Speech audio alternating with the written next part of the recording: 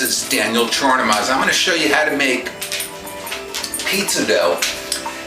It's funny, I'll give you a quick intro that many years ago my father had said, hey, let's make pizza at home, because we like getting it out. And I said, that's impossible. You can't make pizza at home like they do because of their ovens or this and that. But I'll tell you, that started us on the journey to find the best pizza dough, first of all. And then as the years have evolved, we've kind of gotten to a point where we do have a good dough. So made a lot of poor doughs, incredibly thick doughs. Now we're trying to go for the thinnest dough possible. So here we go, pretty easy. I have my recipe, which I'll give you. The first thing you want to do, we're going to double the recipe, by the way. You want 3.5 cups of warm water. Pour that into the bowl. Doesn't have to be hot. Don't boil it. In fact, don't make it too hot. It might kill the yeast. You're going to use 4 packets of active dry yeast. Just dump those right in.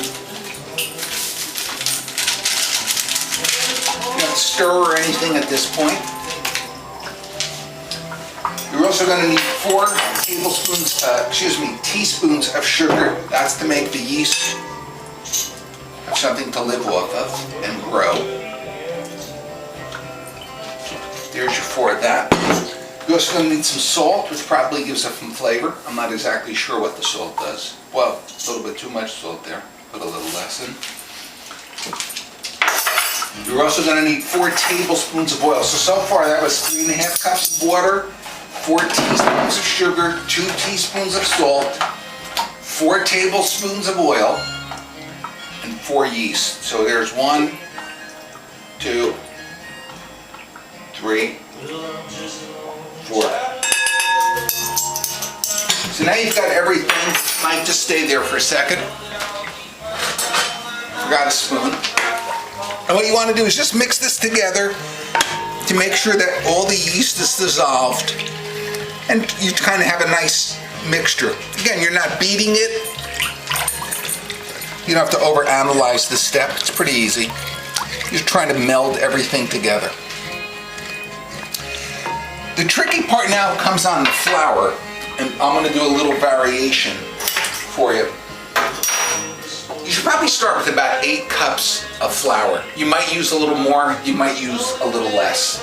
Again, this is for 2 pizzas. So again, just make sure that this is nicely mixed together, and now you're ready to go. So when you start to talk about the flour, I said I would start off with, you're going to use about 8 cups of flour. But in a little variation I like to do, I like to make 1 cup whole wheat flour. It just makes for a nice mixture. Just dump that in there.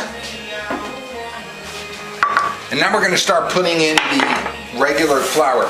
I am not going to count the cups, so you'll have to excuse me, but I've already told you, again, it's about 8 cups or so. And you'll see the kind of mixture that we get. So I am going to use this just to dump it in.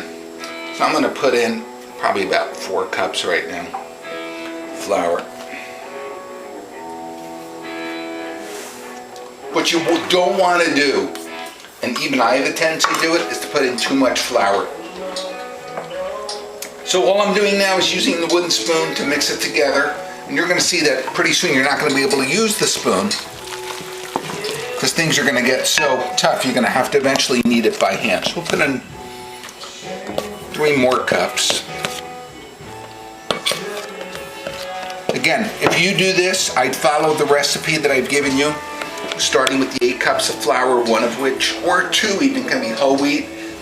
And then you'll really have to eyeball it, which I guess is every new cook's horror, is when the recipe isn't exact. But you know what? It's not exact. I can tell you things you don't want. You're not going to want your dough to be wet. This is probably around 8 cups of flour. You're going to see we're going to need probably a little bit more flour than that. You see, it's getting to the point where you can't really use the wooden spoon much anymore. So I'm going to dump it out on the surface. Try to get all the dough that's sticking, flour that's sticking to your bowl out. You're going to be reusing this bowl to let the dough rise.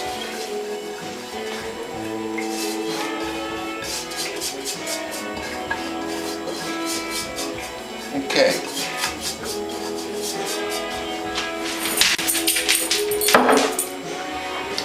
Clean off your spoon. You really won't be using that anymore with the dough.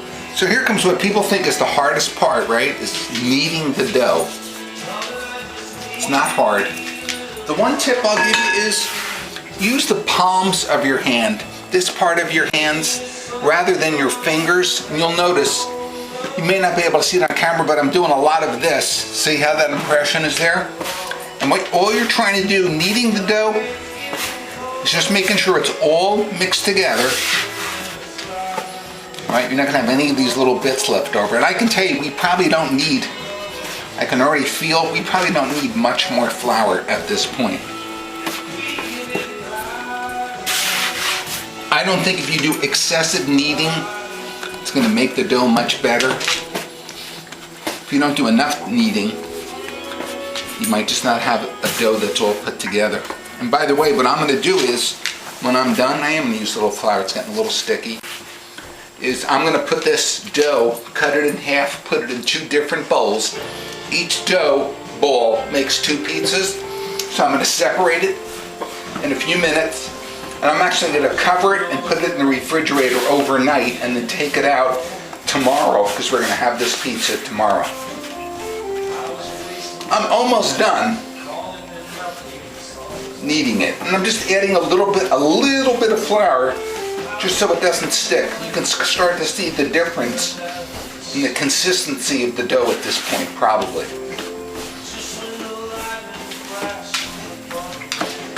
So it should be soft. When you punch it, it should kind of spring back a little bit. And believe me, you could add more flour now if you wanted to. Not necessary. It won't be as good of a dough. But if I just knead it a little bit, you'll see that I could probably add more flour. But I just feel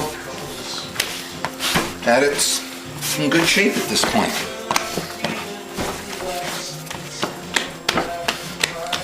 Again, good little test. Pinch it in.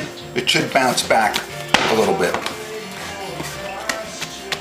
So that's it. We're going to take this now. We're going to put it in a bowl that's been greased with Pam or oil. Cover it, in this case, with the clear wrap. Put it down the cellar, in the cellar refrigerator. Tomorrow, bring it upstairs, and sometime late afternoon tomorrow, we'll eat it. If you wanted to eat it later today, I'd probably say it takes good 4 to 6 hours to rise. You could eat this later on in the day. So you could do this first thing in the morning, leave it out all day, and then use the dough at night. And again, this will make 4 pizzas. That's it. So that's making pizza dough with Daniel Charnemas. See you next time.